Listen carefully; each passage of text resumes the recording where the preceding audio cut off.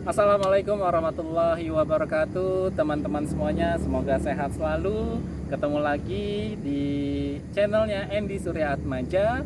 Channel saya semoga bermanfaat ya untuk teman-teman, terutama yang memiliki bisnis dengan tema keuangan.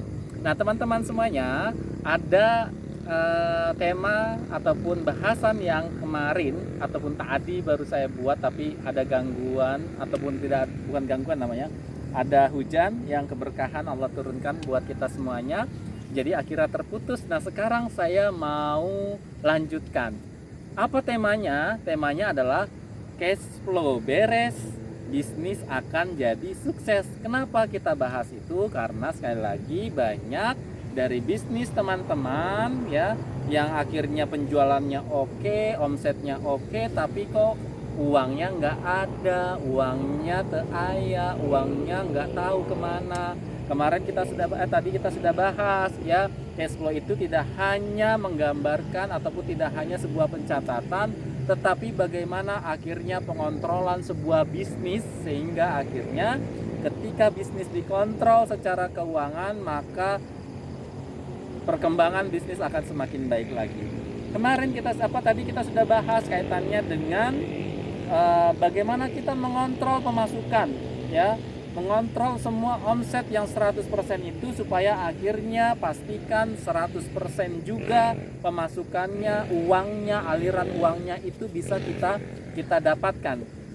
Jangan sampai akhirnya ada pendapatan yang tidak jelas masuknya, alur masuknya uang ke dompet atau ke bank kita atau ke rekening kita.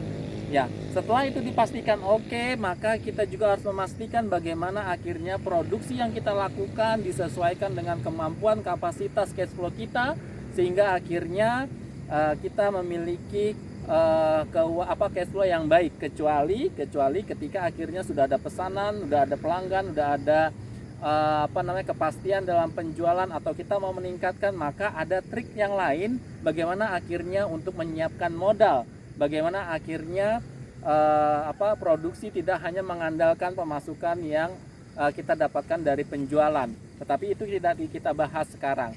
Lalu setelah produksinya oke, kita atur ya, cash flow-nya juga keuangannya, roda keuangannya, alur keuangannya sudah kita atur, kita pastikan untuk produksi.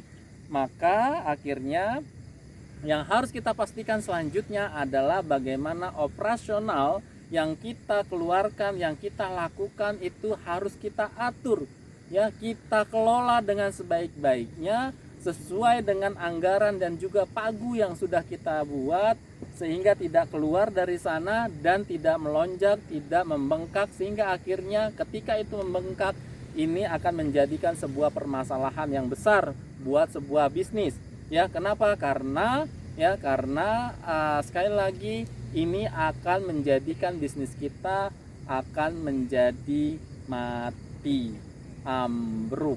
Nah, teman-teman semuanya, kaitannya dengan operasional ini kadang-kadang yang kita tidak terlalu memperhatikan atau lengah ya, kita lengah untuk memperhatikan operasional ini kita jalankan. Kenapa? Karena ini banyak kepentingan. Ada kepentingan SDM di sana, ada kepentingan pemilik di sana, ada kepentingan organisasi di sana ya, sehingga akhirnya ini benar-benar harus dikontrol. Jangan sampai ada teman-teman ya, dengan cash flow ini ya, kita benar-benar atur ya, pastikan semua item pengeluaran, semua jenis pengeluaran, semua pos-pos pengeluaran itu sesuai dengan budget yang sudah kita tetapkan ya. Jangan sampai akhirnya ini kelewatan ya. Oleh karena itu, teman-teman, yang harus kita lakukan adalah menjaga cash flow. Sebagai owner atau sebagai leader, teman-teman harus menjaga, mengontrol setiap saat pergerakan dari biaya operasional ini ya. Biaya operasional dan juga biaya nanti kita masuk ke dalam biaya pegawai gitu ya, itu juga harus diatur ataupun dipastikan dengan benar-benar ya. Cek setiap saat, cek setiap waktu, pekanan kalau bisa gitu ya, atau bahkan kalau misalnya bisa Kalau bisnisnya kayak apa, perputaran itu sangat cepat, maka harian harus dilihat. Jangan sampai akhirnya ada pos-pos pengeluaran ya operasional ataupun pegawai ya yang melebihi dari budget kita. Ya, kenapa? Karena kalau sekali lagi kalau ini terjadi, maka bisnis kita walaupun omsetnya besar, walaupun pendapatannya besar, tapi kalau biayanya lebih besar, buat apa dipertahankan? Buat apa dilakukan? Cuman capek doang. Ya kan? Cuman capek doang. Nah, oleh karena itu supaya bisnis kita bertumbuh perlu adanya margin ya yang kita dapatkan, keuntungan yang kita dapatkan dari selisih semua yang tadi alurnya ya, pendapatannya berapa ya kan, produksinya berapa, lalu operasionalnya berapa, pegawainya berapa gitu ya, harus ada marginnya. Nah, marginnya ini yang bisa kita gunakan untuk pengembangan selanjutnya bisnis kita, atau bisa meningkatkan produksi kita, atau bisa lebih mensejahterakan karyawan-karyawan kita, tentunya secara proporsional gitu ya, secara bertahap gitu ya. Nah, maka semuanya akan tersenyum, semuanya akan bahagia, semuanya akan merasakan suksesnya.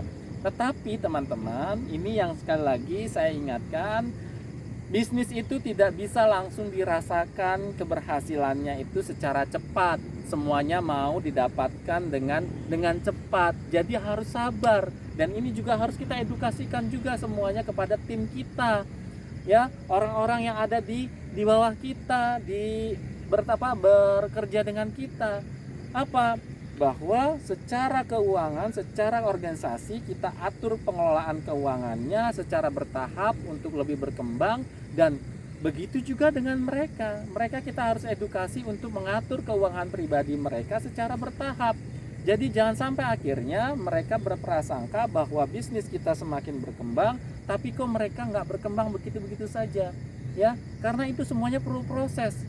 Ya, nggak bisa akhirnya pendapatan yang meningkat tiba-tiba karyawan harus kita tingkatkan secara bersamaan juga.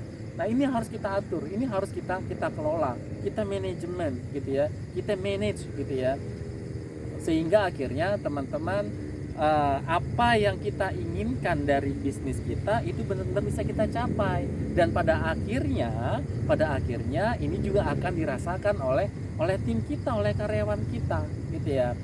Memang ini juga yang harus kita tahan terhadap ujian-ujian ataupun godaan-godaan.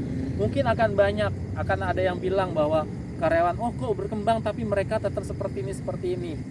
Ingat ya, itu adalah cobaan, itu adalah godaan yang ketika kita tidak bisa menjaganya dan salah mentreatmentnya, mengikuti semua keinginan karyawan, maka bisnis kita bisa hancur.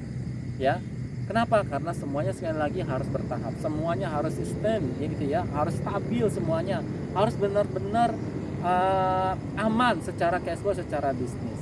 Nah, itu teman-teman ya. Jadi akhirnya yang saya mau sampaikan, cash flow itu memang benar-benar akhirnya menggambarkan bagaimana bisnis dari kita semuanya. Ketika kita mampu menjaga cash flow dengan benar ya, maka insya Allah bisnis kita akan benar, bisnis kita akan bertambah, bisnis kita akan berkembang, bisnis kita akan sukses ya. Ketika cash flow beres, bisnis akan sukses. Oke teman-teman, itu ya untuk yang kedua ini, part kedua dari menjaga cash flow beres ya. Insya Allah bisnis kita akan sukses. Ketemu lagi di video berikutnya. Assalamualaikum warahmatullahi wabarakatuh.